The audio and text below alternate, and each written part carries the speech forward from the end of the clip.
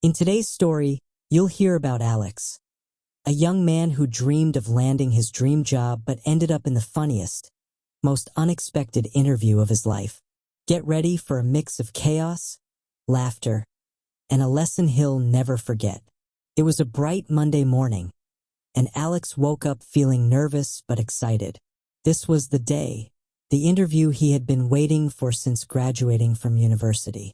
For weeks, he had practiced answers in front of the mirror, watched How to Impress in a Job interview videos, and even bought a brand new suit that made him look like a serious professional, at least in his mind.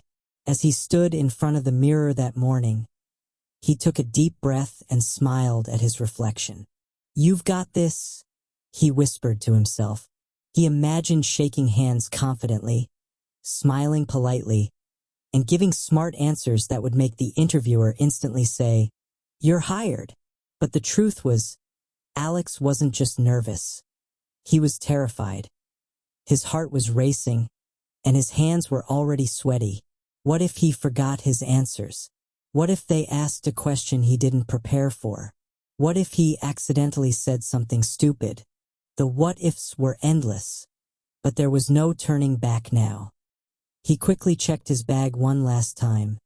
Resume, ID card, pen, and his lucky notebook that he always carried to calm his nerves. Everything seemed ready. The only thing he needed now was a calm, smooth morning.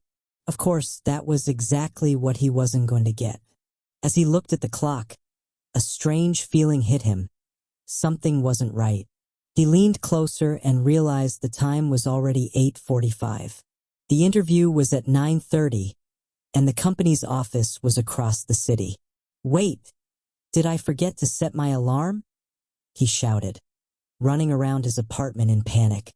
His big day had officially started with chaos, confusion, and a huge chance that things were about to go very, very wrong. Alex's apartment turned into a battlefield the moment he realized he was late. He rushed into the bathroom, brushing his teeth with one hand while trying to put on his socks with the other. Somewhere between toothpaste and panic, he dropped his toothbrush straight into the sink full of soapy water. "Great," he muttered, fishing it out and throwing it away. There was no time to care about hygiene today. Survival came first. He sprinted back into his room, opened his closet, and froze. The shirt he had planned to wear, the crisp, white one that made him look like a professional, was still hanging there, completely wrinkled. He had forgotten to iron it. He plugged in the iron, waited for it to heat up, and tried to smooth out the wrinkles in record time. But in his hurry, he accidentally burned one corner of the sleeve. "Perfect," he sighed sarcastically. "Just perfect." Next came breakfast. He thought a quick cup of coffee might help him stay calm. But as he poured it into his travel mug, his trembling hands betrayed him. The mug slipped, spilling hot coffee all over the table and onto his freshly ironed pants. He jumped back in pain, muttering words that wouldn't sound good in a job interview. Now, not only was he late, but he also smelled like burnt fabric and coffee. He threw on a new pair of trousers, grabbed his bag, and ran out of the apartment like a man escaping a fire.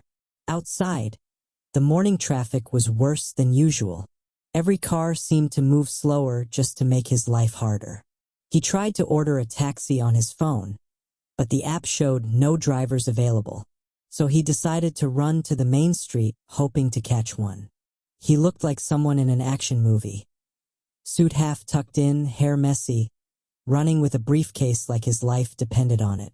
Finally, after what felt like an hour, a yellow taxi stopped in front of him.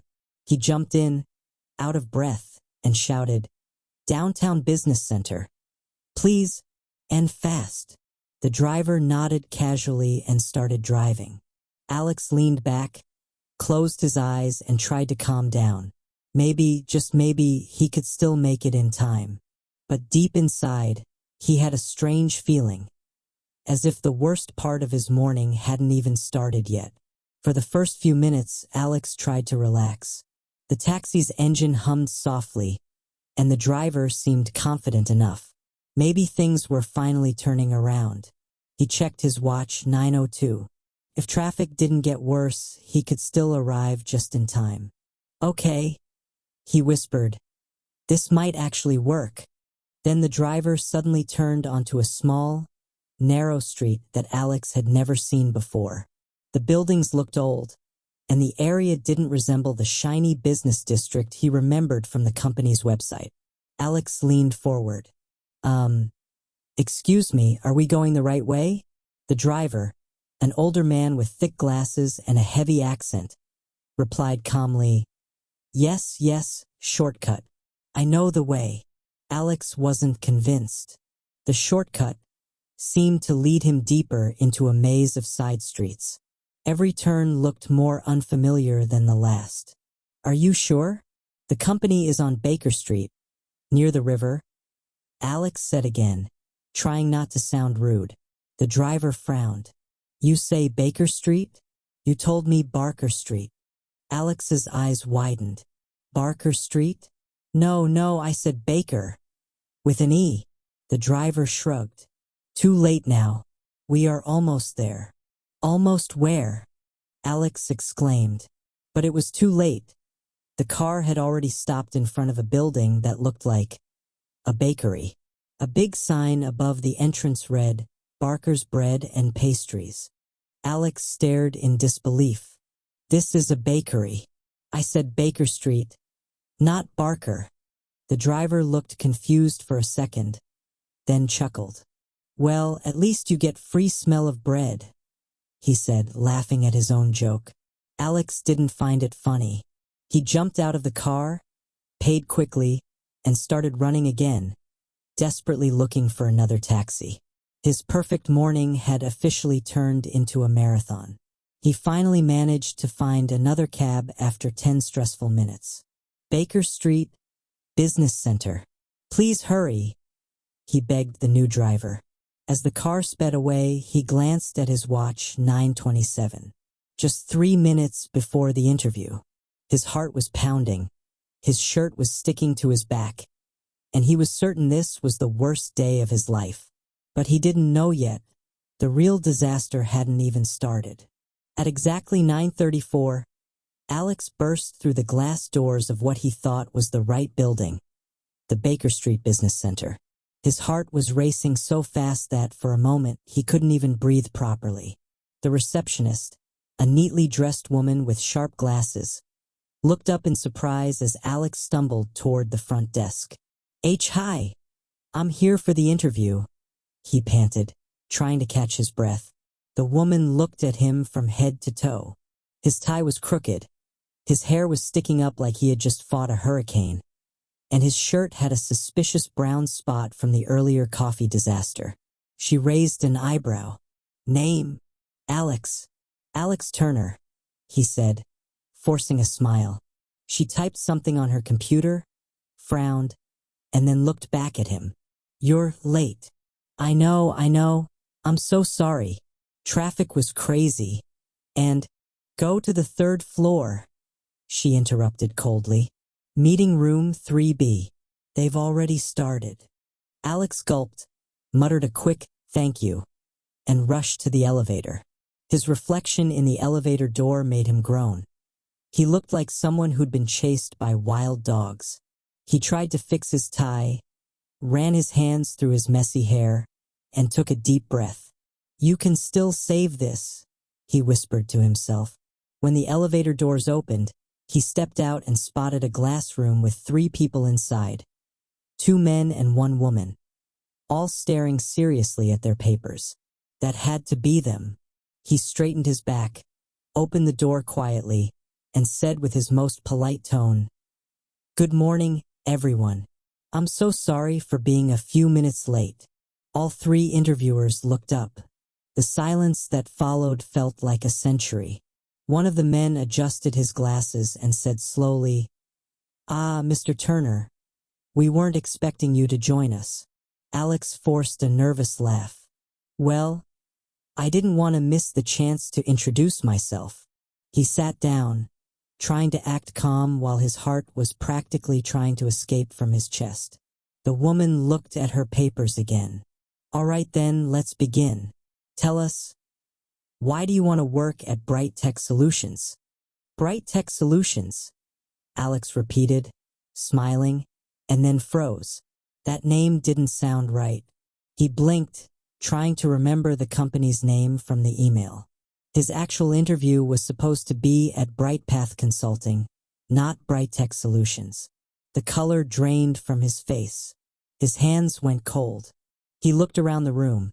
At the company logo on the wall, Bright Tech Solutions, bold and shiny, and realized with absolute horror that he was in the wrong building. He had just walked into the wrong interview.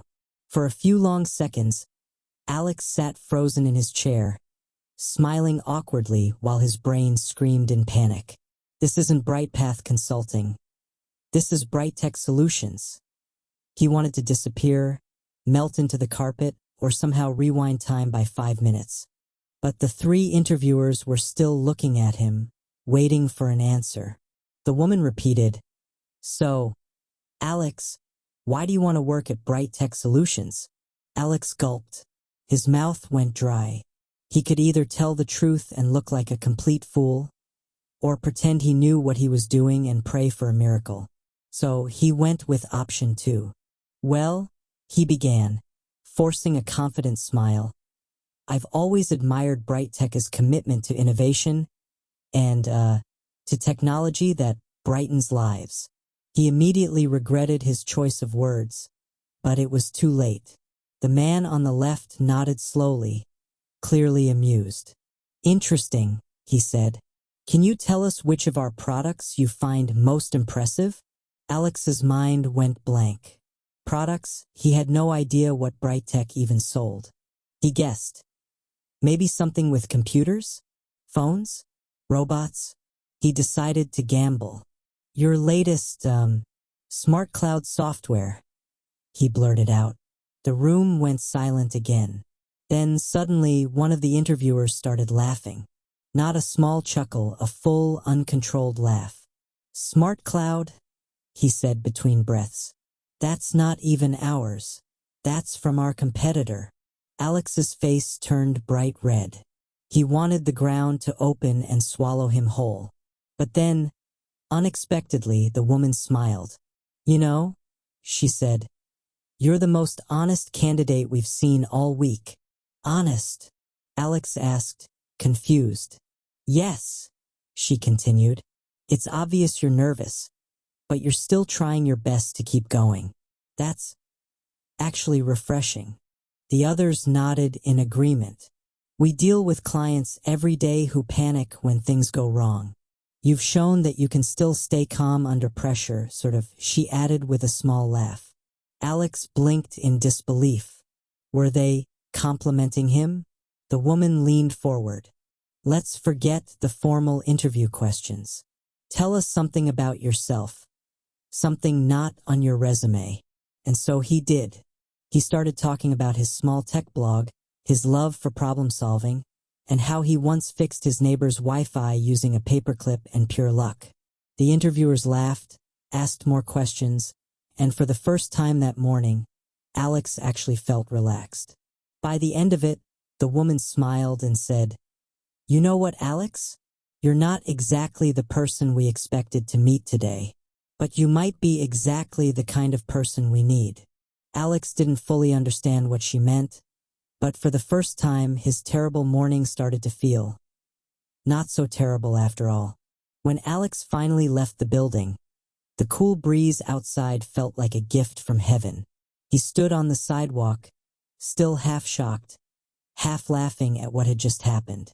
Somehow, he had gone to the wrong company, given one of the worst and weirdest interviews imaginable, and still managed to survive without completely humiliating himself. He walked toward a small cafe nearby, needing a moment to breathe. As he sipped his coffee, he replayed the morning in his mind. The burnt shirt, the spilled coffee, the wrong taxi, the wrong company, and yet, somehow everything had turned out far better than he deserved. Just as he was about to head home, his phone buzzed. It was an email notification. He opened it, expecting a rejection message from BrightPath Consulting, the company he had actually meant to visit. But instead, it was from Bright Tech Solutions. The subject line read, "Thank you for coming in today." He opened it nervously and began to read. "Dear Alex, we enjoyed meeting you today. Your attitude and quick thinking under pressure impressed our team. We'd like to offer you a position at Bright Tech Solutions. Let's discuss the details soon." Alex's jaw dropped. He stared at the screen, blinking in disbelief. "Wait, they're offering me the job? The job I didn't even apply for?" He laughed so loudly that people at nearby tables turned to look at him. He didn't care. For once, his terrible luck had brought him something unexpectedly good. As he walked home, he thought about the day's chaos. Maybe life wasn't about getting everything right. Maybe it was about showing up, doing your best, and laughing when things go wrong. That night, he sent a polite email to BrightPath Consulting saying he wouldn't be attending their interview after all. Then, with a big grin, he typed one last line into his journal before going to bed. "Today I learned that sometimes the wrong door can lead you to the right place." And that was the story of Alex, the guy who went to the wrong interview but somehow got the right job. Sometimes life has a funny way of surprising us, doesn't it?